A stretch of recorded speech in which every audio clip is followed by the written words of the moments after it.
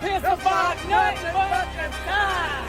Blitz, Bama, blitz. Give me Alabama to break If somebody takes what's yours, and this is our game, it's our time, and here's the guy's trying to take it from us, so that makes this shit personal.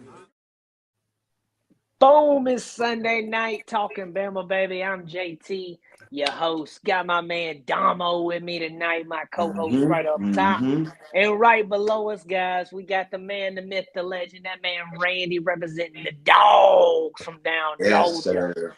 How we doing tonight, Randy? Brothers, I am doing really, really good. I had to do some work this morning, but after I got past the morning, I'm like, I'm relaxing and having a good day. So let's do it. I'm ready to do it. I said it backstage a minute ago. Your man Jordan had a big kickoff, or not kickoff return. I almost said kickoff return. A blocked field goal return for a touchdown. So the Georgia boys did good in the NFL today too, man. And if you like, if you don't have an NFL team, I suggest if you're a Georgia or Bama fan, just go pull for the Eagles. Because we have they have like 12 of each players for roster to roster. They have a lot of SEC, a lot of Bama and Georgia players. So fun day in the NFL today. But we're talking some Georgia Alabama football tonight, guys.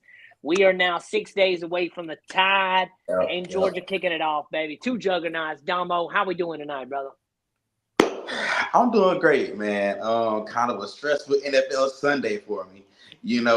But other than that, man, having a great day, blessed, you know what I'm saying? Randy, it's great to have you, bro. And again, bro, I'm just blessed to be on the panel with some great college football voices tonight. So let's do it, man. Man, I'm super excited. Guys in the comments, guys, Latoya coming in with Roll Tide, shout out. She always watches the show. We see you. The man Jeremy right here from Randy's show coming in. What's up, brother? Fellas, first time watching. He's a regular on your show, though, man. That's awesome, man. We're all about the Tide here, but you're not Auburn, so we don't dislike you. If you was Auburn, we would have a problem, but since you're not Auburn, we don't have a problem, and we're completely we all good. We're cool with the Dogs. I don't have no beef with the Dogs. Other than this week, this is the only time we'll have beef. Other than that, we are good. I don't have no hatred toward the Dogs. But I'm excited about tonight. We got my man Raj in the comments. That man, Mr. Jones, is down there as well, representing for the Dogs. Randy, you got you a good following coming in, man. That's awesome, brother. And I'm glad. We're going to kick off tonight and let you kind of kick us off with this. And hold up real quick before we go, though, guys. Make sure you are liking and subscribing to the channel, guys, here at TalknBama. Make sure that you guys go over to Randy's as well. I'll get him to drop his info here soon. And we'll like and subscribe over to his channel as well. They have some great content for Georgia Bulldogs. Make sure you guys are locked in here with TalknBama. This is our 4th episode on this new channel, guys. So make sure you are coming to the YouTube channel and subscribing, guys. We have some great things coming up. But kicking it off tonight, keys to victory. We're going to go. Damo's going to do the Alabama side, and Randy will do the Georgia side on these topics tonight. And I'm going to be your host, guys. I'm going to try my best to be in the middle right here and call it fairly. So Damo, you represent the Tide. Randy's representing the Dogs. Keys to victory to start us off, Mr. Randy. What do you feel about the Dogs' key to victory? We can talk about a lot of people talk about Georgia's front seven's always one of the biggest and always one of the best to have. And the NFL plucks from them every year. Some people have questioned Georgia's secondary this year. So I know I've heard that a lot from different people. I've watched Georgia, but I'll be honest, I've not watched them as much other than the Tennessee game than previous before that. I didn't watch a whole lot. So, Mr. Randy, give us a breakdown on these keys to victory for the Dogs, brother. Well, it's like most anytime you walk out and play football, right? The first thing you got to do is not beat yourself. So the thing we know about this Bulldogs team is like a Kirby Smart coach team. They're not going to do that. That's not what they traditionally do. Look, they went up to Rocky Top last week. Crazy loud. That place was on tilt. The Dogs didn't have a single offsides penalty, right? They had one silly penalty early in the game because the guy was trying too hard. Like he blocked his dude out of bounds and got a personal foul for being, out of bounds. So they didn't beat themselves. They didn't turn the ball over. Same thing's going to be true here. Big game, quality team on the other side. Don't go out there and beat yourself. If I'm looking at the X's and O's of the whole thing, one thing you can count on is that Georgia's going to be stubborn about running the football. and they're going to be stubborn about trying to stop the run. So I think they need to remind Alabama that so far this year, they haven't been able to run the ball, right? Bama's been struggling a little bit running the ball. So Georgia's got to show up and be like, guess what? Y'all still can't run the ball. And if they do that and stay stubborn about running the football themselves, that's going to be good. And they got to let Gunner go. They got to let him go do what he does. I know there's a lot out there in the zeitgeist, especially among opposing fans, talking about Gunner can't do this, that, or the other. That's never been a thing that I have had a concern about. Not ever. I'll just go back and look at all my archives. Gunner Stockton's not the problem. Georgia's got issues, legit questions. That's not one of them. Now, does that mean he's going to play perfect every time? No, but it does mean that he's in the fourth year in the system. He knows where to go with the football, and he can push the ball down the field whenever the opportunity is there. And when he does, he's a better deep ball thrower than he is short to intermediate range thrower. So if he has an opportunity, I'm not concerned about him, and they need to let him play the game. And what I mean by that is, let him run the offense. So whatever that is down the field, when it's there, take the shot. But also the thing that, and you don't have to be a genius to know this, if you watch Bama over the last year and a half, they still have an issue with a mobile quarterback. So does that mean you need to run Gunner 15 times? No, but run him 5 times, 7 times. Make sure that they account for him, because if you do, that's going to open up everything else on the back end. So I think that's one of the keys too. You got to let Gunner go. And beyond that, I mean, we just got to find out who Alabama is. I understand they've had a couple of weeks here where they've looked really nice, but being around the sport for a quarter century, I'm just telling you, what we saw against Florida State, I'm not so sure you can flip a switch on that. So the Dogs need to go out there, and for lack of a better phrase, they need to just challenge Alabama's manhood a little bit and be like, hit them in the face and just see, like, are y'all going to respond? And if they do, great, then game on. And if they don't, then Georgia needs to put their foot on their neck and do something about it. So I think that's where we are. It's going to be physical. It's going to be fast. It's going to be violent. So show up, don't beat yourself, and let's go get this thing. Yes. I agree, Randy. And one thing I'll say about the mobile quarterback thing with Bama, and I'll say it's more or less a mobile quarterback than a running quarterback. And what I mean by that is the mobile is the elusives, the Johnny Manziels, the Kyler Murray types, that you get back there and this ain't on the playbook. Everything's going to crap. You just got a guy on the field, and you have to make things happen. The coach can't draw that up. And Gunner is great. I like how you pointed out that long ball. He is good with the deep ball. I was just about to say, I don't fear if we make Gunner have to throw us in the middle as much as if he has those time to hit those outside guys deep and get somebody open. That fears me the most from Gunner than if, hey, you tell me he's got to sit back there and hit him. Now he's gonna hit a couple across the middle. I'm not saying that, but I feel way better opportunity for our defense for it going across the middle than him doing them outside, because he does have a nice bucket ball too. And I say bucket ball because it's in a bucket. And he kind of like Russell Wilson. He made his money on that in the NFL. Bucket balls. And Georgia's got a couple guys that get it. What's the Dylan, number 86? What's his name? Dylan what? Dylan Bell. Dylan Bell. Yeah. Dylan Bell last year called, and his play got overshadowed because of Ryan Williams and the pick at the end. But if everybody remembers, he also had a nasty grab against Bama and waltzed in the end zone off a crazy 70, 60-something yard touchdown pass last year. So Bell is nice too. I've noticed that. So that's what we'll have to watch. Domo, keys to victory for the Tide right here. Randy kind of broke it down perfectly. Running quarterbacks gives us fits. Can Bama flip that switch from week 1? And I was going to be like, yeah, we were on the road, but guess what? We're on the road this weekend too. I think a lot of factors happen week 1. You can't give excuses because it is what it is. The Tide look horrible.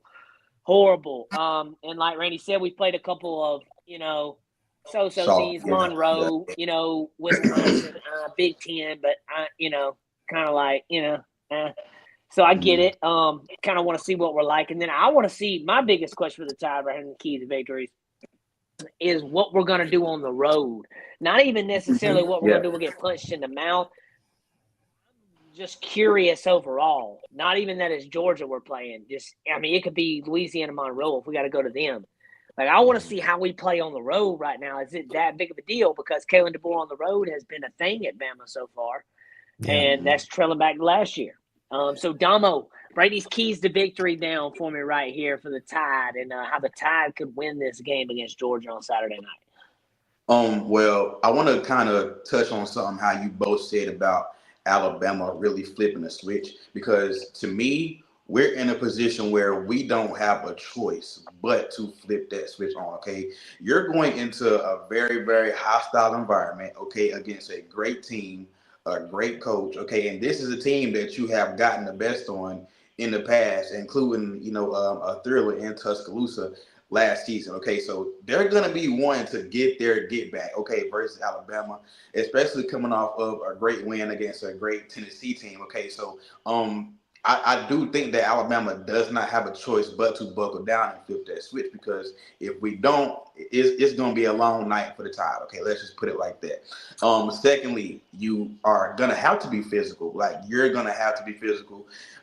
We all know it's the same thing when Georgia and Alabama match up. Okay, who can win that battle, in the trenches? Okay, can your offensive line and your defensive line match up against their offensive line and defensive line? Okay, and this is a very physical front seven for Georgia. Okay, they're going to throw some things at you offensively, and defensively. Okay, offensively, I know they have a stable of running backs that they will throw at you, including Gunner. Oh, yeah.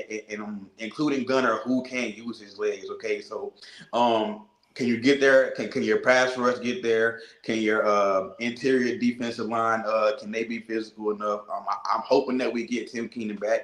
If Tim Keenan does get back, that will be a big lift for Alabama. And I also do not want Alabama fans to sleep on this Georgia wide receiver core, because they can make plays when needed. Okay, we also seen that versus Tennessee as well. And if it comes down to a point where Gunner does, in fact, use his legs, I want to see if our linebackers are disciplined enough, to really use their eyes, And I think another key to victory is that we do not put Ty Simpson in situations to where he has to be the hero, Get that run game going. Hopefully we get Jan Miller back, okay? Try to establish their run game very early on, okay? And like Randy said, Georgia's going to make you run the ball, okay? They're going to do that. They're going to test you and see that can you run the football. So I do think that is key for us to establish the run game early on, okay? As far as Ty Simpson goes, make his job a lot easier, okay? He's got the receivers, okay? He's got his RB1 coming back, okay? He's got a good tight end group, and hopefully the offensive line can have it together this week also. So yes, man, be physical.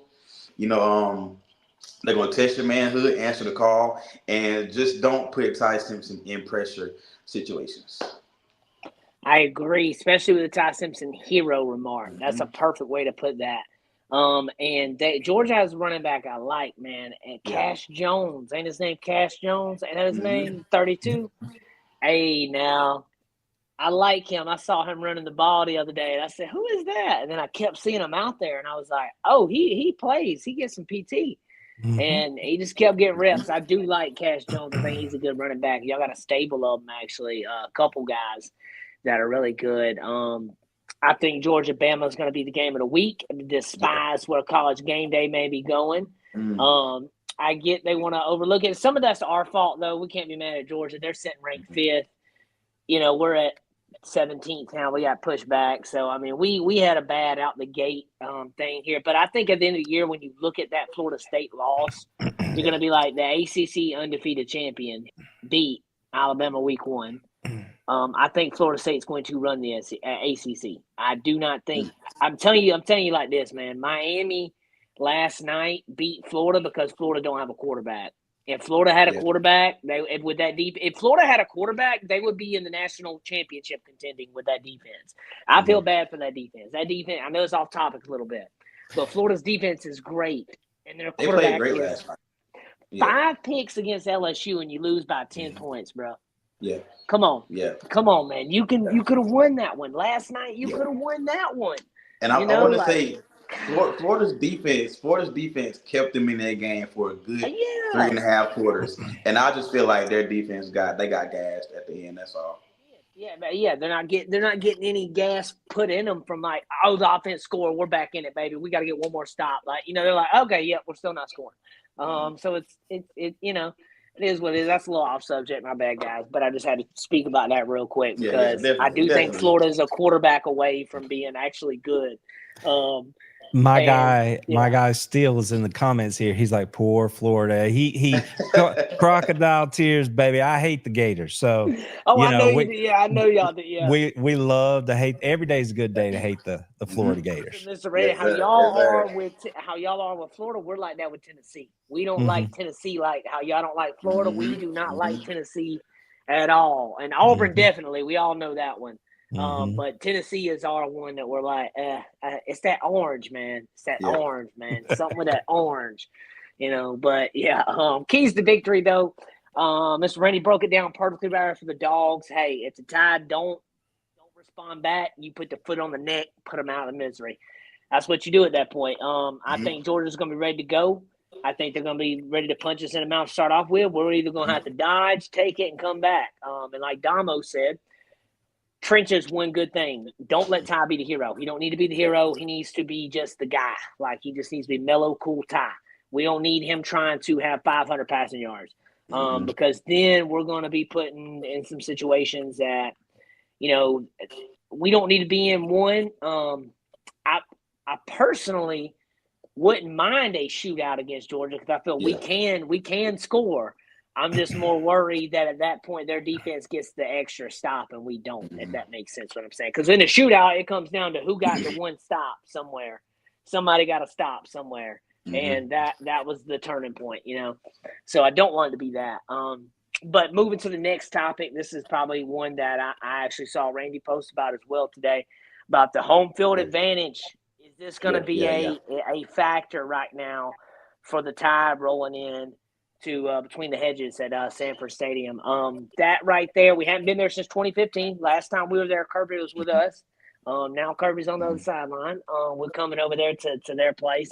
Beautiful stadium, beautiful atmosphere. From what I know, I have some Georgia buddies of mine that go to games. It's a lot of fun, man. They compare it to how I talk about going to Tuscaloosa and Bama games. So I assume it's similarly the same. They're going to be rocking. Keep in mind, they are 1-9 versus Bama last 10 matchups, so they want this win. This is and like Randy, I like how you put it on Twitter, how this is a turning of the new leaf, though, in a way, like as in like saying, all right, so the Saban's gone now. We're in a new little era. It ain't the same kind of era. It's like, if you look at Bama versus Tennessee since 2022 to now, it's a whole different look versus the last 10 years when you look at it, So when you start looking at this, we played Georgia 21. They got a natty out of us. We've won, 2 since then, but Georgia's been in the national championship picture, and we've been kind of boggled out of it. And then kind of in there, kind of not. Kind of in there, kind of not. Our last season, we hold off beating Georgia. I mean, for real, if you look at it, that's our best win last year was beating Georgia. Other than that, we didn't do. Yeah, we didn't really do a whole nothing lot. at all. We didn't. At all. Disappointing, honestly. That was disappointing. So home field advantage. Do you think that this is going to play a big role, Mr. Randy, right here with the tie rolling in right here? Do you think it is a significant role if it does? And do you think it is just describe the atmosphere some for maybe somebody that hadn't been to a Georgia game as well? Well, the first thing that everybody needs to understand is 10 years is a long time. And the creature that they're going to see on Saturday is nothing at all like what happened the last time that Alabama came to play between the hedges. It is an entirely different animal. I mean, it's going to have a feel of like 2013 LSU, which was a top 5 matchup. It's going to feel like 2022 Tennessee. It is going to be ripe. And I have to admit something here, because last year when Georgia was going to Alabama, frankly, when I looked at that part of the game, I didn't give it much credence. I was like, it's an SEC team. It's an SEC stadium. They're going to be loud, but SEC's loud in a lot of places. And Georgia has a good recent history of going on the road and just handling that. But the fever pitch of everything in that first quarter, especially, was a bit of a tidal wave, and it kind of washed over Georgia, and Alabama's out early, and that is what it was. I just didn't give it enough credit. And frankly, that's because of like the 10-year thing. Like prior to last night, I think the last time Georgia played at Tuscaloosa was during the COVID season. So that doesn't really count. Yeah. So maybe before that, I don't recall. Was it 07? Maybe 2007. Yes. Yeah. 2007. Yes. Georgia just didn't come to Alabama. So when I looked at Alabama as a like a crowd noise thing, like I just didn't care. Like I didn't factor it in because we don't get to go over there. I wasn't used to it. You know what I mean? Like I just wasn't paying attention. I was impressed with what the Alabama fans did last year in that game. Okay. So with that said, they were that way because it was such a big deal to the Alabama fans. Like they really, really wanted that game because it was a statement game. It was an identity game because they didn't have Saban. So they wanted the win over Alabama or over Georgia to say, we're still who we are. Mm-hmm. The rest of the season might betray that a little bit, but that's what happened that night. Like it meant everything. That is what it's going to be for Georgia fans Saturday. They're going to match that. It's going to be like that. So that's where I go back to like what happened at Florida State, not the physicality of it, but the mental toughness of it. Right. So are they going to be able to sit in there and hold the water and not jump off sides? Are they going to be able to, when it's crazy and everybody's on them, are they going to be able to execute the way you want them to execute? Right. I think it's absolutely going to be a factor. I think that the Georgia fans are going to show up and show out. And I think that it's going to have a huge impact on the game, because when we talk about mental toughness, we talk about your ability to focus and execute. And again, just off of what we've seen, I'm just leaning towards the fact that I think this line, especially the offensive side, might be susceptible to some of that noise and difficulty that's going to be caused by the Georgia fan base on Saturday night. Now, I might be proven wrong. Bama might come out, jump out early and take the crowd out of it. And, it could happen, but I don't think that's how it's going to go. I think if anything, I think this game's going to be a trade and blows game. In my opinion. I don't see the Tide running away. I don't see if Georgia does. I think Georgia's the one that jumps out early in this one, if anything, and Bama plays a little get back. I've been bouncing. I'm going to say it at the end of the episode. We'll give our score predictions. We will. If you want to, you can, Mr. Ray. If you want to wait till the day of the game, that's cool too. Either way, however you want to, that's fine. But I've been bouncing, and I've been on these two scores for this game the whole time.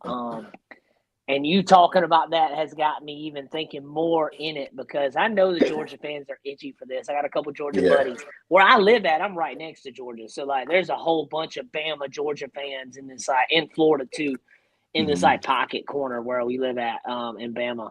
And, so, I get it, man. Georgia fans want it. Bama fans need it. I would say Bama fans need it more than want it, because at this point we need the win. We need the not the two losses, right? We don't need two losses this early. Yeah. We're not out of it, but 100% cannot lose another game. I also want to add in that if we do go in there, and let's just say we go in there and we handle the environment perfectly fine, like we have some issues, but we get those cleaned up. I also think that going into Georgia and handling that crowd, I think that you're going to be better off in the season. Also, when you go to other places, like, we go to South Carolina, we go to Auburn, we go to, who else is it? Well, just those two mainly, okay? I think that if you can handle this Georgia crowd, you can definitely handle like a South Carolina or a crowd in Jordan here also. Right. I mean, just look at what Georgia did last week. Like, I can't see a more difficult situation than what they went through last week, and they were able to show what they were about and come out of there with a win. So, and I absolutely say that that's going to help Georgia down the road. So if it works for us, it would do the same for Bama. If they can come in and do that, even if you don't win, right? But that's not why you lost. you still are like, all right, we can handle whatever's down the road. I agree with you 100% right there. I like that too. South Carolina, Missouri. Yeah, I like that. South Carolina, Missouri, Auburn. That's who our big road games are this year. Everybody else we get really at home, other than and the Georgia one this weekend. We get everybody else at home this year. LSU comes to us. Oklahoma comes to us.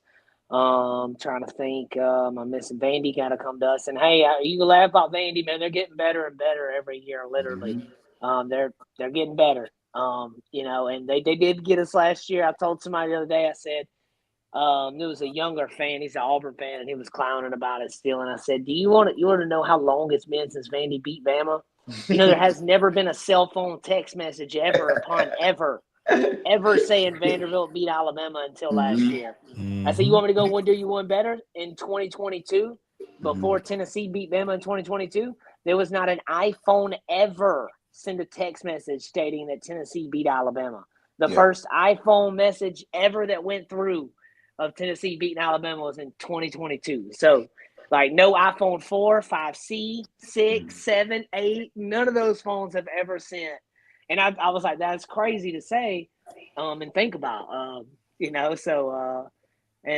rivalry games. It's fun to find those stats and that stuff. Domo, give me your home field advantage real quick. Do you think it's a big issue for the Tide right here? Randy gave out his on why it will be, and I do agree that we're going to have to come with it, and those fans going to be rowdy. How do you feel about it, brother, going into the in between the hedges? I think it will only be a big issue if Alabama makes it an issue. Okay. If we don't come in there and we're not disciplined, we're not focused, we're not on our A game, then that home crowd is going, kind of have their way with you, So I mean, mine is kind of short and simple. I think it will only be an issue if Alabama makes it an issue, okay? Because we could go in there, like Randy said, we could go in there, do our thing, and take them out of it early, But I do think that's something we kind of can control. I can offer a little perspective on this for whatever it's worth, because we are only 3 games into the season. But I've been fortunate this year to get to be on the field for games shooting. So it shocked me, I was literally my jaw fell open. The first series against Austin P of all teams, before it got crazy and all the rain and all that first series, Georgia had a big defensive series. They got off the field 3 and out.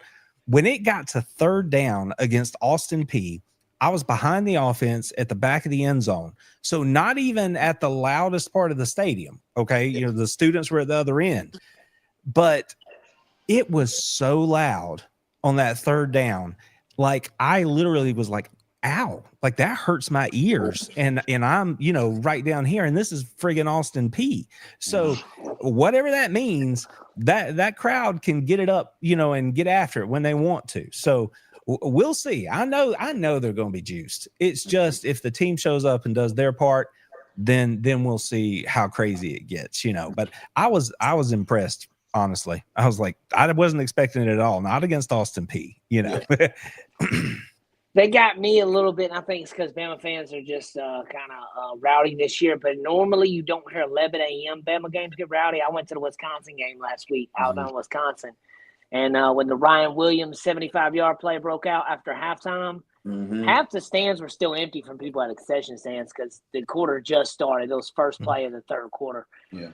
It was still so loud when I looked over at my wife and our daughter we brought to the first game. And I was trying to tell her, did you see what happened? And you can't even hear, you can see the mouth moving, but you don't even know what nobody has said. I couldn't even hear myself speaking in the moment. Still people were the stands. And that just goes to show you when a football program is when their fans are bought in, that's great. And Randy, I definitely see Georgia being that way this weekend, man. I've never been to a Georgia game. I got to get to Sanford. I got to get there. I got to watch one soon. Yeah, I would love to. Yeah, that is a goal of mine too. I want to watch that, and I want to go to the Swamp. I know you don't like the Swamp, the Gators, but I want to watch a game down there. It could be Bama playing them. Are you going to be on the field this coming Saturday also?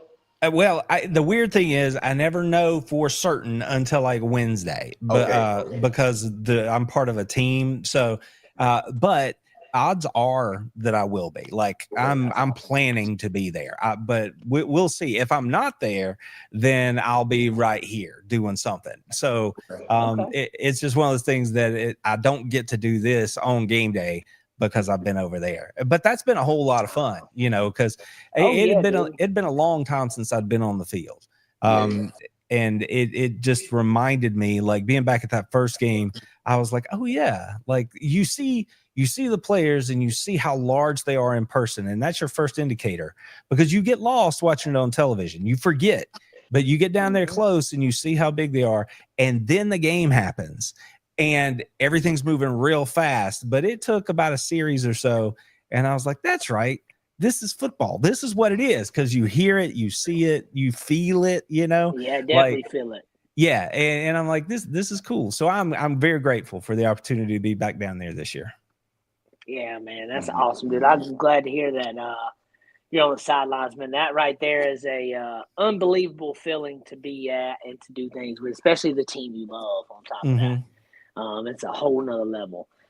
So that is awesome, man. Before we move to our next topic, real quick, guys, make sure if you're watching us on any other channel or on Twitter, wherever you're watching us at right now, you come over to the TalknBama channel, which is spelled Talk, letter N, Bama, and subscribe our channel, guys. Make sure you like and subscribe the live tonight as well, guys. Leave us some comments. We'll come back to some questions. Raj have one. Before I go to the next topic, pull that question up real quick. What's up, Randy? I do want to shout out our fella. I noticed him in the chat here. Welcome to everybody who's come over from my channel, by the way. Yeah. But I noticed our guy Mike Free in here checking in from Hawaii, everybody. So we are reaching out tonight. Mike. We are reaching out tonight. We are getting out across that. Good to see you in here, Mike. I appreciate you, buddy. There he goes. Okay, I see that. I see it now. Yep, I missed that one, Mike. Mike all the way from Hawaii. Okay. Worldwide. Hey, that's what's up, man. So that right there, is something, guys. If you're a fan of football, especially SEC, it's different. The SEC is just different. I try to tell people that. It's hard to explain if you don't live down here, especially. But go to any SEC game and you'll see what I mean. It's its own world almost. It is. We'll come back to questions, guys. Make sure y'all leave some questions for us, and we'll come and answer those at the end of the show. Let's get to our last topic right here, guys. This is something me and Domo talked about in the group thread last night. In the trenches. Battle of the trenches, baby, because that's almost where every game is won. But in these Alabama-Georgia games, you see clash of the Titans going on down there in these trenches. You see some great Georgia defenders against some great Alabama offensive linemen. And the story's almost the same this year. Alabama's offensive line coming into the season was ranked number 1. We all on our show was like, pump the brakes on that. Pump the brakes on that. Do not tell us we're number 1 at anything right now. Well, as you can see, they kind of finding themselves over the last couple weeks, been a lot better. Obviously haven't faced near the talent level other than Florida State's was pretty good. I will give credit to Florida State. They're a pretty good club. But Georgia's talent level is going to not only be the best they've seen, but the deepest they have seen, where when they replace a guy, that replacement is just as good as that guy that just came out, but now he's fresh. So that's where Bama's going to have to be a actual unit on the O-line. And when you flip that side right there, Bama's defense has been flying around, hats off. Now, we just cannot have that same effort from week 1 here. And I know you can't keep bringing up the week 1 stuff and like that, but until you've seen where you've been punched in the mouth, it's like, well, what's he going to do now? That's kind of what the biggest question is with Alabama. So there's going to be a lot of pressure on that sideline with Bama, especially if Georgia goes up early. All the eyes are going to be, all the heads will turn. And got to answer the call. So in the trenches, Domo, kick us off with this one. We'll let Randy wrap us up. In the trenches, how do you feel about Bama versus Georgia on both sides of the ball for us here? Well, it's a lot what you and Randy said earlier. How will Alabama handle being punched in the mouth? Okay, because listen, this Georgia D line, they are big, okay, and they are a great group, all right. And like you said, JT, our offensive line is still kind of finding their feet. Okay, they have not lived up to the hype that they have that was built up coming into this season. It kind of worries me a bit, but at the same time, I do think that they know what's on the line coming into Saturday, and they do realize that, hey, this is Georgia and Alabama, okay? The toughest team in the trenches is going to win, okay? It's going to be a 4-quarter battle, you know what I'm saying? But when it comes down to that fourth quarter, who can be the absolute best group on both sides, who can win those battles, you know what I'm saying? And who can, it's a battle of the manhood, So, man, I just hope that these guys got the head on straight, bro, and they're ready to come into this game, bro, because it's gonna be a 4-quarter fight, man. It really is. 100% gonna be a fourth quarter fight. Even last year, run away quick with Bama right there, but then Georgia fights back third quarter, real strong third quarter, comes back. Early fourth quarter comes back. Midway fourth quarter still coming back. Held us to a field goal there for the longest. And brought the game back. Fourth quarter game, 100%. Do not let up. Either way, the coin flips on that. Randy, how do you feel about the trenches for Georgia versus Bama? Would that be offensive line, defensive line? What do you like? What worries you? Where you at with it? Well, I'll tell you, I really love the fact that there's a bye week ahead of this game because same here. the biggest thing that Georgia has to work on, fix, is the fact that right side of their offensive line was really beat up, and they had, 3-4 different dudes playing those two spots last week at Tennessee. And it had a lot to do with the fact that they just simply weren't healthy. Like, we had a fellow try to come back last week, couldn't go the whole time, so then you had to replace him with another guy, vice versa at the tackle spot. So if Georgia can get healthy and show up, then I would probably give Georgia the advantage as far as if we're looking at a box like offensive line versus offensive line. I would probably give Georgia the advantage if I know that they're lining up healthy, right? That's just based off of what I've seen from Alabama's O-line so far. I don't think Proctor's been the guy that he could be yet, and for whatever reason, the right side of the line doesn't look that great to me, so I don't watch it close enough to be able to break it down for you, but it just don't look right over there. So I would probably give the nod to Georgia's O-line there if they're healthy, if the guys that we hope, expect to be there can go. If they can't, we saw against Tennessee that they do have some questions at tackle. So that would be one of the positions. If it's not Green out there at tackle, right tackle, then I would have some questions about how we're going to hold up over the course of the game.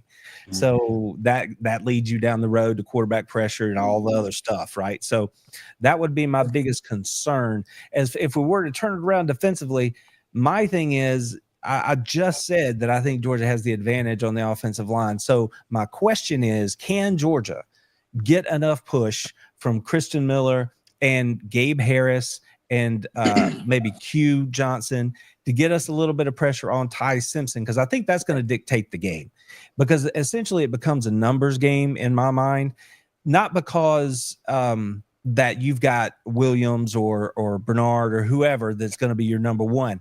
It's the fact that when I look at Alabama's wide receivers, I see them as being deep. So you might have 5, 6, 7 guys that you trust to throw the ball to. At some point, you're going to find a matchup that you can win. But the only way Simpson can get there is if he can stand in the pocket. So I think it's imperative that Georgia does what they need to do against a suspect, in my view, Alabama offensive line, and not let him have the chance to get through all those progressions. If Georgia can do that, then it's a good night to be a Georgia fan, I think.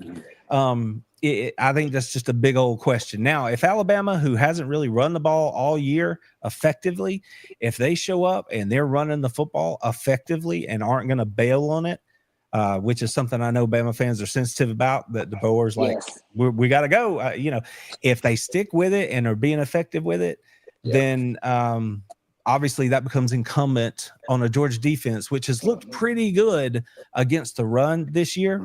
It's certainly much better than they were last year, to actually step up and do that job again. So I think Georgia is in a good spot to be able to do those things just based off of what I've seen, but they have to show up and get it done.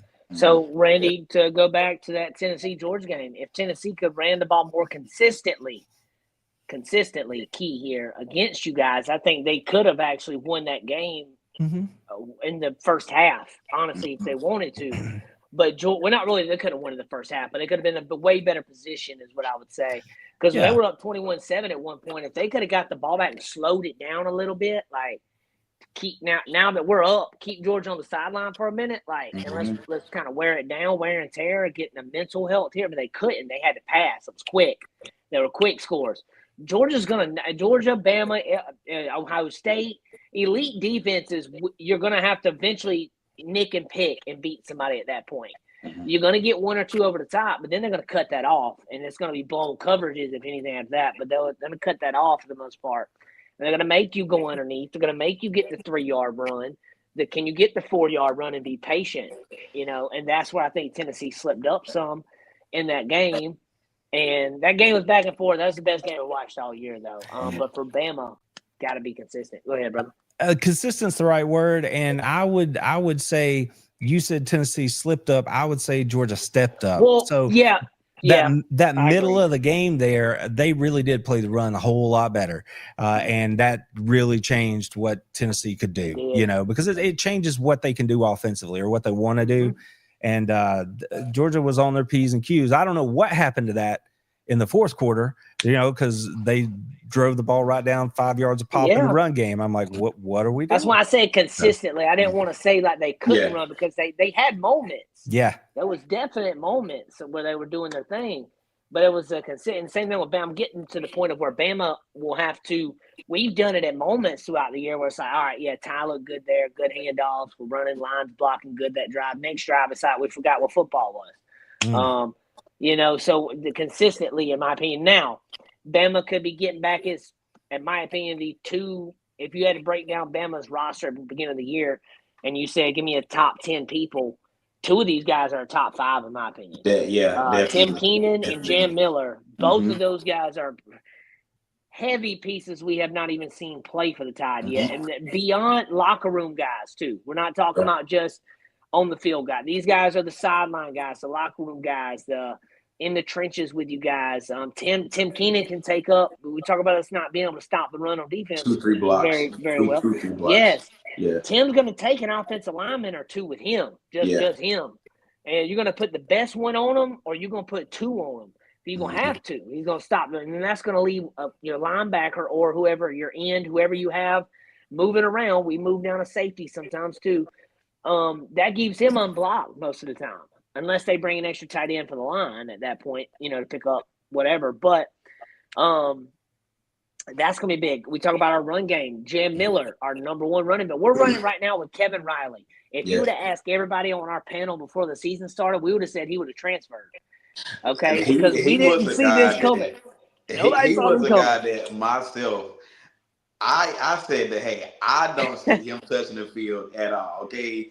And these first, 3 games or whatever, man, he's starting now, bro. So, and he's good. He's good. It's not a hating thing. He's good. Consistency is the thing, because we're giving 5 carries to him, 5 carries to him, and 5 carries to him. I think we need to give a little more carries to the main guy. And I think a lot of that's been diverse because of Jam. We have not had Jam. And I think that's what it comes to. So to button all this up, I think if Bama can get Jam and TK back, I think Bama has a better chance to withstand the trench, because then Jam will be able to run the ball for us a lot better. Pass catching. Also, a virtue that goes unnoticed for a lot of fans don't understand this stat here, and they wonder why their favorite running back doesn't get the PT they should, or why they go out and an NFL team will go out and sign another running back. You're like, but why the other one's so good? But he can't pass block. If you can't protect that quarterback, it don't matter. You're going to have a backup running back that can't. We seen not Jam Miller. We seen Richard Young get blew up on a blitz, and he was out the very next play. So definitely. Yeah, we need Jam back. He's a great pass blocker too. Go ahead, Ray. You mentioned Cash Jones earlier. The reason Cash Jones is the 3rd down back at the University of Georgia is not only does he have really good hands, but Bud will stick his face in a fan like that, and he's good at it. And the other guys are good too. I'm not knocking them, but Cash has just earned his role, and that doesn't mean he can't carry the ball. But last season, stats don't lie. Cash had more receptions lined up as a running back than he did actual carries. So he's in there for a reason. Now, he's a hard runner, but that's not where he makes his money, if you know what I mean. Yeah, man, you're not going to give him the ball 22 times a game. Right. I completely get that. Now, he is a spot toucher, but he's that breath of fresh air guy where it's like you've been bang, bang by this guy, bang, bang by Gunner and the line. And then you got this little short guy, a little speedy, little jerky guy just comes out of nowhere and you can't grab him. He ain't the same size as the other guy. So it's that change of pace. It's that fastball to that outside curve, and it gets you, every time. Kat came in late. We see girl. That girl said, "I'm fired. I'm late." Thank you for joining us, Kat. You're not terrible. You're a wonderful person for joining us tonight. So that right there is a great way to look at that, guys. The trenches are going to be where you look at for this. And before we get to the questions, Domo, we're gonna give our predictions out. Randy, you want to give yours tonight? Well, I mean, I can. I actually gave mine out, before the season. Like I've already picked the game, and I don't plan on changing my pick, but I can explain it if I need to. Because that's why we'll go there. Of course, when I issued it originally, there were a lot of dog fans who were like, "Yeah, I don't like you anymore." Wink, wink. So we'll see how it goes. But no, I don't mind talking about it at all. Okay, go ahead. You start us out tonight, then, brother.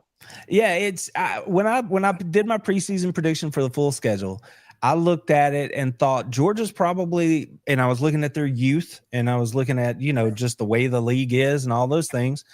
I said I really think Georgia's probably a 9-3 football team. I think they're going to go 10-2, simply because of the superstructure of what Kirby is, who he is, how he does what he does. Right, so. I had them at 10-2. I know 10-2 to infinity in the SEC these days. Everybody says 10-2. Yeah. But I did pick my losers, and it was Alabama, and then I had them losing to Georgia Tech at the end of the year. I had them losing to Alabama, not even about Alabama. Doesn't have anything to do with Alabama. It has something to do with my Bulldogs. It's just one of those situations where you want me to tell you how Georgia's going to win this game? I can absolutely do that. But as much as I stand on it that Georgia's 8 consecutive wins over Tennessee did nothing to help them beat Tennessee on Saturday, Alabama's 9-1 record against Georgia does nothing to help them beat Georgia on Saturday. Agreed. But I'm still going to say that I'm picking Alabama until Georgia shows me. They got to go show me. That's all. Show me, I think dog. that was a lot of Tennessee fans said that too. They were like, I can't say Tennessee's going to win because they got to show me. I know one of the biggest Tennessee fans I know said exactly what you just said right now, man. Yeah. So I'm all about my dogs. I am. I can tell you how they're going to beat them, but I'm going to pick Alabama. So love me or hate me, dog fans. That's what it is. I just want Georgia to show up and show me. I believe in you, boys. Just show me. Yeah. Domo. All right, so the dog fan went Bama. He gave his reason why. Went G-Tech at the end of the year for Georgia as well. Georgia Tech actually not a bad ball club. You know what? Not a bad ball club. I think they might be the best team in the ACC. Just my mind. I think them and Florida State, and I would be right there with you. I'm blinders are up on Miami. I'm sorry. I know you probably have your own feelings for Miami for your own reasons. I don't know if you like Beck or not. I would probably been okay with it. I was not a huge Carson Beck fan. I like Gunner way more, but I do not. I think when Miami plays a team with an offense for real and a halfway defense, you're going to see the Carson Beck 2.0 come out again when he would struggle at Georgia at times and like that. I think you'll see it. Now, we'll wait till we get there. I think Florida State could beat them by 17 to 20 points. I think Florida State could put it on Miami. I'm going to be 100% honest. With that Georgia Tech, man, I'm telling you, I think they'll get him a little bit, bro, but I'm telling you, the way that I slept on Tommy C, okay? Big Tommy C, dog, that I slept on him, not going to lie. Slept on him, talked junk, said he wasn't going to do nothing. He was a pocket rocket quarterback. I'm wrong. 100% wrong, and you are right, Tommy. You showed me, brother. You showed me. Dude's a baller. Dude's a baller. Look, I mean, I know that it was Kent State. I know it was Texas, East Texas A&M or whatever. But putting up 49 points in 2 quarters and then putting up, almost 50-something against Kent State the other day, and then they had all their other guys in for 80% of the game. Like, Florida State looks like it, man. They do not maybe it's because we saw how bad they were last year. Yeah. And you see this year, but I think they can walk them. And we'll see that with Miami, how that goes there. That'll play itself out. Domo, predictions. Who you got me, Domo? You know what, Randy? I like the kind of Georgia fan that you are. You know what I'm saying? Because you're very realistic. I just want to say you are actually the first Georgia fan that has actually said that you think that Tech is going to beat y'all. You actually are the first that said that. Again, I can explain it, but yeah. Of course, I'm going to pick Alabama to win. But I actually think that it's going to be a high-scoring game. Okay, I think that both offenses are kind of going to have a day. There's going to be some defensive stops, here and there. But I'm going to take Alabama. I'm going to say 38-35, Alabama. Yeah. 38-35, Bama. Ooh. We got Bama coming into the hedges. We got Bama versus the Dogs. Yep. We got no Nick Saban, but we got that man Kalen DeBoer versus Kirby Smart. Second time. Kirby has a way to play. Yeah. He has a way to play against these big teams, big coaches. I've been going back and forth on a score here, and the winner is different from each score because depends on what Bama team shows up. I'm going to be honest. If we get Bama showing up flying around the ball like we did the last 2 weeks, don't care about the opponent, the mentality, the flying around the ball, the energy. If you can't get up for playing Georgia, especially after what's done happened, I mean, hey, wash your hands for the rest of this year. Wash your hands with a coach. Like, we can't get up this Saturday and be hyped with energy. Wash your hands, bro. It's going to be a hard season for us. Yeah, it's going to be a hard season for us, bro. I don't see that being an issue this Saturday. Don't see an energy thing, which should have been week 1, but hey, we'll let it go. Everybody's human. Things happen. Everybody has a bad day at their job. You ain't going to say you ain't never had a bad day, a bad Monday, or whatever day. It's had bad days. So give me the Tide 34-31. Bama wins it on a walk-off field goal. On a tight one, too. A tight one. Okay. I like that. One. I got Bama close in this one. Bama real close in this one. And I think Tally, I might be saying it wrong, sets himself up, and he becomes the new super kicker we have. He's not bad.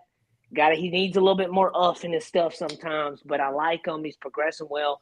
Give me Bama by a late field goal, fourth quarter. Late, walk-off. I'm just calling it walk-off. It's going to literally be clocks hit 0. And I'm probably going to die from the us relying on a field goal. Because if people can go back to that 2017 Natty, Bama had the field goal. It was like a 34-yarder, and we win the game. No overtime, no Devontae Smith catch. That doesn't happen. And then he kicked it, man, and oh my God, that was the worst kick ever. Hey, you know what? Right here. A walk-off TD. I mean, that'd be a 25-yarder. It's gonna be. I'll give you that. It's gonna be a 44-yarder, bro. 44-yarder walk-off, baby. If I'm right, come back to this video and clip it, baby, because I'm gonna be right. Oh man. See, I won't give you a score, but I will say that I think it's not going to be that kind of game. I think it's going to be a lower scoring affair. And I say that because of the first thing that you just said there about how if you can't get up for this one, then there's nothing to it. I expect the very best version of Alabama to show up on Saturday. I expect them to play well. And I just truly think that it's going to be more in the neighborhood of like 21-17, 24-21. I really think it'll be on the lower end. I just don't expect that there's going to be those big plays like we saw against Tennessee last week. I don't think that's how it'll go. I mean, it could, but I see it as both teams coming in knowing it's a heavyweight fight. They're going to trade some blows, and you'll have some drives, and I just don't think they're going to light up the scoreboard. So I want to ask you both the question then. Randy, okay, do you feel like there's anything that Kirby Smart needs to prove this Saturday? And JT, do you feel like there's something that Caleb DeBoer needs to prove this Saturday? Yeah, you want me to go first? You want Randy to go first? Hey, it don't even matter, man. Y'all can pick which one goes first. Go ahead, Randy. You the guest, brother. All right. So no, Kirby doesn't have anything to prove. No, he don't. It's one of those things where and the thing I tell, like tomorrow, I'm going to do a response video to his presser. And the thing that I can guarantee you about Kirby Smart is when he steps to the podium or communicates through the media to his team, he is telling you the truth. Now, you might not want to hear it, right? It might not suit whatever it is you got in your own narrative, right? But he's going to tell you the truth. He will answer what he has asked. So it's important that people ask him questions, to get to the answer, because he will tell you without, he may not say name and number, but he will tell you whatever it is that you need to know. Yeah. I believe Kirby Smart, just based on the way he goes about his business and everything else, that it literally is, they have to get better from Tennessee. And it just happens that it's Alabama. And that's a quality opponent. The film will show it, and you better show up and do it right. So I really do think, because he's been on both sides of it and all that, I just think he's like, this is a tough football game, and we got to play well to go win. Yeah. And I don't think it changes anything about who or what he is. Now, if Alabama wins, you can bet your house on the narrative. You're going to read that. People are going to write that and say that. But in terms of what it means to him or to Georgia fans or whatever, it don't matter. I mean, we want to beat Alabama because it's Alabama. We want to beat Alabama to get to 4-0, because if you sit up and look down the rest of Georgia's schedule, if you make it to 4-0, then you're like, okay, we might be cooking here, when we get down into November. So I'll be eating my words twice, and that's okay. So this is a big game. It's one of those things where it's not a rivalry game, which is another thing that I say all the time that pisses my dog fans off. Thank you, Randy. It is not a rivalry game. These teams are not traditional rivalries. This is a big game, and that's something different, and that's okay. You don't have to be a rival with everybody. It's all right. This is just a high quality SEC football game. Between two teams that are really good, in college football. So let it be that. And there's a lot on the line, right? But I would never call this one a rivalry.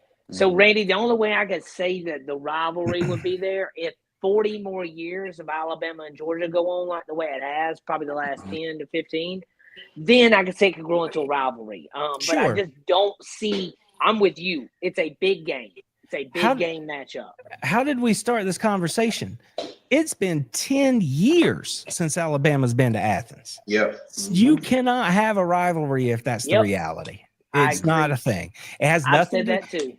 If the last 10 games were 5-5, because that's the next thing people say, well, one team's winning and the other team's not. It don't matter. If it was 5-5, if everything else remained the same, it's still not a rivalry. That's not how that works. Regular season stuff, not just because Bama and Georgia has been so good the past couple of years. We've met in playoffs, we met in SEC championships, we met in natties. It hadn't been regular season affairs. That's right. There's been the 2020, the 2015, 2008, and that's 3 times in 20 years almost. Okay, so we came to Tuscaloosa in 2002 and then again in 2007. If Georgia and Alabama had played every year since 2007, then we might have something to talk about. But otherwise, you look at Georgia, Florida is our rival. Yeah. Auburn is number 2. And then you can put Georgia Tech there too. I rate them at number 3 in terms of our rivalries. Yeah. I didn't say nothing about Tennessee or South Carolina or Alabama. None of that, right? There it's Florida, Auburn, Georgia Tech. Auburn sucks. And then everybody else just gets on the bus. You know what I mean? Here, do this one. Ours is Auburn, Tennessee, and LSU in that order too, baby. Nice. I don't care for Auburn. He doesn't care for Auburn. That's it, boys. That's a good one right there. I like that. Good Those are great. So answer your question real quick, and then we'll get to these questions, and we'll be done for the night, guys. DeBoer has a lot to prove. One being a road game. Yeah. And that goes back to last year, too. Games we lost, Vanderbilt, Oklahoma. Horrible ways to lose right there on the road. And just, man, you cannot – Tennessee, too, cannot lose those games like that on the road. So I think DeBoer has a lot to prove, and a lot to prove, meaning that he's got to win on the road. Herb, pull up the questions real quick. We're going to rapid fire through these real quick. And let's see. Does Randy have any game day rituals? Shave his head in the morning, eat exactly 4 pancakes with a side of blueberries. So that is pretty precise there. Do you have anything, Mr. Randy? I do not. I chalk that up to quarter century working the game. You know what I mean? I could not.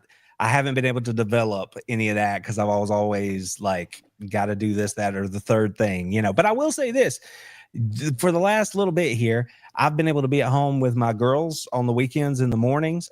And so they turn me into their personal short order cook. So these days I like to wake up, make breakfast for the girls and get them set up. And then I come in here and turn on the pregame and all that. So that would be my ritual, if anything right now. So. Yeah, I got 3 daughters, man, and they are never not hungry, and I have a wife. So they are always hungry. They are never not hungry. It don't matter if they just ate. They can be talking about what they're going to be eating next. Little girls, man, yeah, they definitely do. So I'm somewhat on that ritual too, Miss Randy. When I'm home and not have to work on Saturday mornings, I definitely am doing some of the similar stuff as well for that. I have a ritual. I put on a jersey. The moment my eyes open up, I go in there and just feel what kind of game. I have all types of Bama players, defensive to offensive. And I'm like, what type of game we need today? We need a defense game? Give me the defensive jersey, baby. We got an offense game. And then I'm also the type, man, let us not be doing good in commercial break. All right, bro. I don't know if y'all Domo does. But Randy, if you're on TikTok, my wife records me. I have a page called JT the Bama Fan, and she records my reactions, and they go viral quite a bit. The Florida State one had like the Florida State one had like 500,000 views. They were eating me up on that one though. I was losing it, but I watched the game with a lot of passion. I'm a big Bama fan ever since I can remember. Man, me and my dad, you talk about traditions. When I grew up in my house. Saturday mornings, we were up. We were watching college game day. We were watching Alabama football. Grilling, cooking, chilling. It's just a big thing. If your last name's Tucker, you yell Roll Tide. It's just – that's how it is. So pull the next question up for us real quick, Herb. Is Georgia injured at all? That would be a question for you, Miss Randy. I actually wanted to ask you that earlier. Like, all right, y'all have any – and I touched on it a little bit. Like the offensive line, there's been some issues there. Juan Gaston got hurt first game of the year. He was starting game 1 as a true freshman and injured his ankle, sat out the next week, tried to come back against Tennessee, was on a pitch count, gave it his best, but he wasn't in there the whole game. So I'm looking to see whether or not he gets back. And the starting right tackle has had a problem with his back. It's just a thing that he's had to deal with his entire time at Georgia. And if he's good, it's real good. And if he's not, then, we get dicey out there at that position. So it's going to be interesting to see if those guys can go because it'll be important if they can. Beyond that, I don't think I'm missing out on anybody. Georgia's pretty healthy.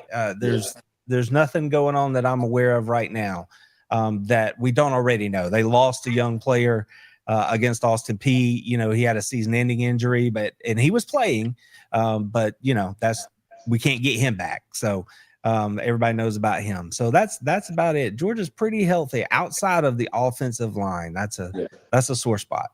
Gotcha. Yeah, I could definitely see that too. I heard somebody else in the comments talking about it with the right tackle right there. Yeah, we've got our own side of injuries with right tackle too with Roberts. Hopefully, we'll get him back fully to go here soon. Pull that next question up real quick. Let's see. It's from Raj. Can we limit Frazier and Gunner from running under 100 yards? Combined, no. They're definitely getting 100 yards combined for sure. Now, if you're talking about single and out one, yes, definitely. Gunner will be the one I definitely think we could hold under 100. But at that point right there, I think that question is really going to fall back if Bama gets Tim Keenan back or not. If Bama gets Tim Keenan back, I'm willing to answer probably both of them more under 100 than not, and they could be combined for it, definitely. And now when I say under 100, they could still have 80, 90 yards. I'm just saying under 100. And that don't mean they won't be productive. But I think Tim could slow that down. That's my biggest assumption. Now, we'll see kind of how that goes, though, because I do think Gunner's a good runner, underrated runner as well, hard. It's not just like a go east and west. He's north and south and going to put his nose down most of the time and hit you. Frazier, from what I've seen, same way. I know they use a couple different backs, though. Yeah, they do. They sure do. He wouldn't be the only one I've seen. I've seen what I've watched. There was at least 2 to 3, including Jones as well. And then I don't know the other guy's name, but I know I've seen a couple of them back there. And then mixed in with Gunner as well. So we'll see. I think Tim Keenan coming back helps Bama with that problem right there. If not, yeah. It's gonna be a long day. Yeah. It's gonna be a long day. That middle is gonna be. We're gonna need some guys stepping up even more. But I think we're getting Tim back. I would venture that if there is a back that gets over 100 yards, I would venture that Georgia wins the game. And I say that because they don't think about it in terms of having one guy get 100 yards. Yeah. They think of it in terms of these 4 dudes getting us over 200, get us 225 between the 4 of you. Yeah. And if they do that, then they're moving along at a good clip. If somebody's really, really hot and having a great day, then they're probably putting it in the end zone. Yeah. And Georgia's probably having a lot of success. And so I would say Georgia probably would win. If that's the situation. I agree, because somebody probably broke one off at that point for a 60-yarder or so. So I agree with you, Randy. If that happens, we're in a world of trouble too. At that point, Ty needs 550 yards passing for us to win that one. I'm not saying it isn't doable because they almost threw for 400, but still, that would be wild. Pull the last question up for us, Herb. I've seen there was one more, I think. Randy turned a dog card for the week, bro. Told you. No, man. You can pick another team. You don't have to pick your team every time. I get that. Definitely. Yeah. Jeremy's one of our usuals over there. He hangs in, he knows what's up, and he knows that I'm about the dogs. But it's just one of those things where I can play it one of 2 ways, right? You can be like, Georgia's never gonna lose, or I can try to tell you how I think it's going to go. So I got to tell you how I think it's going to go. And Randy, before we gave our season stuff before too, I had Bama losing to South Carolina. And I said that South Carolina was going to run the table and be in the SEC championship, either undefeated or 1 loss to us. I still think South Carolina's hot. They lost that game to Vanderbilt because they didn't have Sellers. If Sellers would have played the rest of that game, I'm telling you, they would have won. They would have came out and found a way to win it. Did they win yesterday or did they lose? Missouri beat them. I did not finish watching. I did not finish watching. I fell asleep late last night too, so I didn't even finish watching half the games that were on. When Bama don't play, I don't know why. It's like I don't feel like staying up to watch all the games as much, man. And that Florida game I did watch, and then they upset me because I thought they were gonna get their one save to Billy riled up and win the game, but no, Billy's gonna be gone now. I can promise you that they're about to sign, seal, deliver Billy out of here. But I like South Carolina. I think they're good too. But you can also be wrong. Nobody's right. Every time. I'm gonna say every time because Lee Corso went out in a fashion of that 6-0 pick week 1, and he called some games, boy. So yeah, but hey guys, that's it for tonight for Talking Bama, guys. I'm gonna let everybody let them know where to find you at. Mr. Randy, let the people know where they can find you at, where your podcast is, and social medias as well, brother. It is real simple. This is the How About That Dogs cast, and all you have to do is put an @ symbol in front of HBTF Dogs cast, and you will find us everywhere, literally everywhere. Mm-hmm. Literally everywhere, guys. Make sure y'all hit him up right there. Randy's got some great stuff with the dogs putting on for him, guys. We got our man Domo right here. Domo, let him know what you got going on. And make sure if you're on TikTok, you following Domo, man. He's got some of the best react videos for the Tide right now out. Go ahead, Domo. You guys know you can find me on TikTok at Domo Reacts, okay? That is where I do really all of my Alabama talk, okay? I do troll, okay? So please don't get in y'all feelings, bro. It's just trolling. So go follow me over there. And when you get there, follow me, okay? And then click that link in my bio, okay? To subscribe to the new Talking Bama channel. And also you guys can find me here Sunday night, every Sunday night, again with some of the best Alabama football voices. You're going to hear, man. It's going to be a great game Saturday, and I cannot wait. You boys got your popcorn? It's going to be good. It is going to be last a great time. Last time that was said, it didn't go so good for that coach that said that.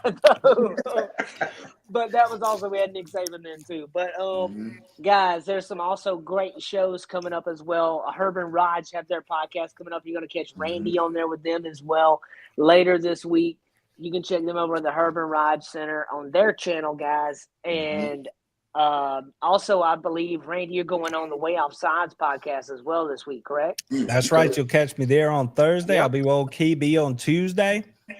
I am all over Bama YouTube this week.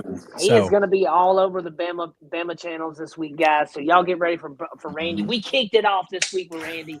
We got him following on some other channels, guys. It's going to be a great week. Cotton and Jeff and them are great people over at Way Offsides. And Herb and Raj are excellent as well. You know them boys. They're wild. But I love Herb and I love Raj. Shout out to Mike as well, Big Mike, helping us out here at the channel. What's up? I gotta say, I feel like I have to clarify my popcorn thing. See, I didn't even think about the fact that y'all have popcorn history. I didn't even think about it. I was actually giving a little nod to my boys, Herb and Raj, because when my bro, Joe, comes on and chats, he's always busting out some kind of prop. So tonight, I thought I'd do the same as a nod to Herb and Raj. I didn't even think about y'all having Bama history, like popcorn history. You remember when Lane was like, get your popcorn and do the thing over? Yeah, that is not what I'm saying. No, I knew. Yeah, I was more like, I was buying into the Lane train stuff. I like Lane. I'm not a Lane hater. I like old Lane. And I wouldn't be upset later down the road if Bama went after him. I wouldn't. I know some Bama fans would. I'm not one of them. I'm also wouldn't be upset. People say they want about Dabo Sweeney, man. I don't think he's that bad. I think they just got some stuff going on up there, man. But I don't think he's that bad of a coach, though. I just think there's some player personnel going on at Clemson. Yeah. But here nor there, we'll see how that goes. I enjoyed you coming on tonight, Randy. Domo, as always, my brother. It is great to talk football with you guys. We will be back on for a post-game show with Alabama versus Georgia post-game next Sunday night. We're going to see what the temperature's like. We're going to see what the tide's like. We're going to see what Georgia's like. We're going to see what the rest of the SEC picture looks like, because this is going to change it a little bit. It's going to be that extra little notch for the SEC championship right here. And in my opinion, I want Bama to win the SEC again, and we can figure the playoffs and rest of the stuff out after that. But I really want an SEC championship again. We had it with Saban a couple years back. I'd like to get another one. It'd be nice to get in there. But in order to do that, we got to beat Georgia. Definitely. And Georgia ain't going to give it up that easy either, guys. So, till next week, guys, thank y'all for joining us. All you Georgia fans that gave the 42-14 that y'all were going to beat us, make sure you come back to the show next week. Yeah, it'll be great. Unless you actually do beat us by that much, don't come back. But hit the like and subscribe button, guys. It's been a blast tonight. Thank y'all for joining us, and won't get pissed about nothing but a tie, baby. Roll Tide, baby. Mhm.